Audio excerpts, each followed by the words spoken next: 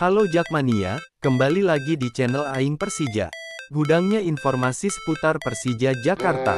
Untuk kalian yang belum subscribe, silahkan klik tombol subscribe, dan jangan lupa nyalakan lonceng notifikasinya. Terima kasih.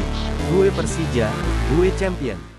Persija Jakarta akan menghadapi Madura United pada hari Minggu besok. Dan sekuat macan Kemayoran pun saat ini telah tiba di Madura untuk melakoni laga tersebut.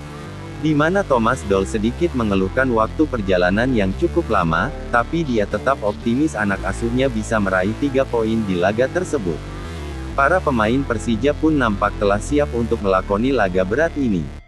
Namun menurut info terbaru, Persija Jakarta belum bisa memainkan 3 pemain asingnya di laga menghadapi Madura.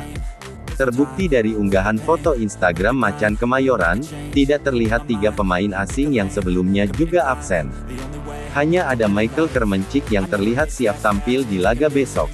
Tentunya hal ini sedikit membuat Jakmania bertanya-tanya, apakah 3 pemain asing Persija ini mengalami cedera yang serius, sehingga mereka tidak dibawa ke Madura?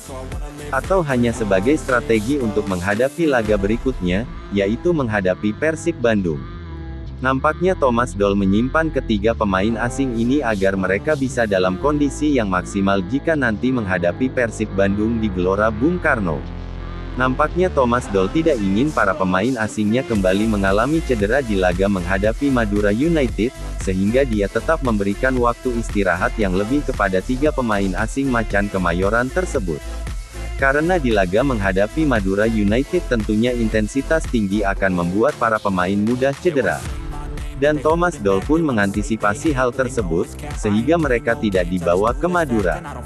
Pelatih asal Jerman ini tidak ingin Jakmania kecewa, karena dia ingin laga menghadapi Persib Bandung bisa dimenangkan oleh Persija.